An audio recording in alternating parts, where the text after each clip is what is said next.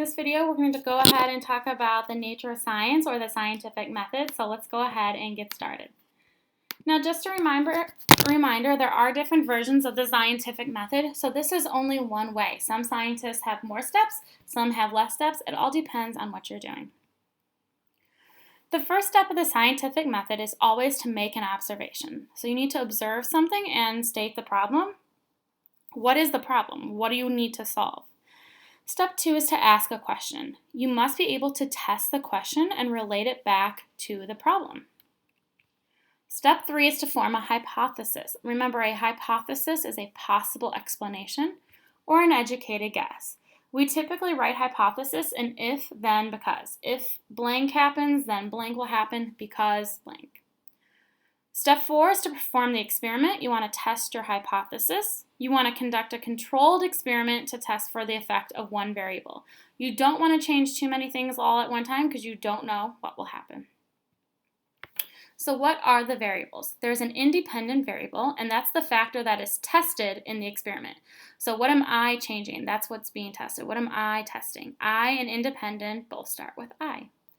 Dependent variable is the factor that you are measuring. What is occurring, or what are you going to measure based on it?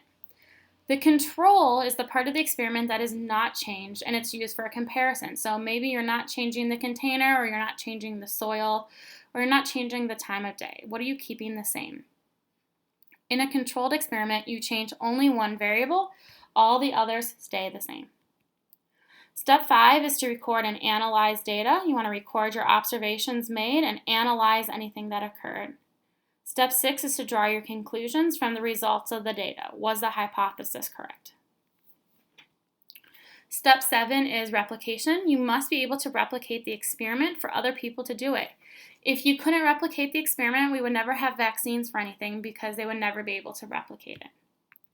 Now, there's two types of data that you can gather when you're doing a lab. There's quantitative data and qualitative data. Quantitative sounds like quantity, so that's going to be a number. How many? How much? It has to be a number. If you go to the store, are you getting 5 gallons of milk or are you only getting 1? Qualitative data is what does it look like? Color, shape, and size. Qualitative has an L, just like looks like. So let's do some practice problems.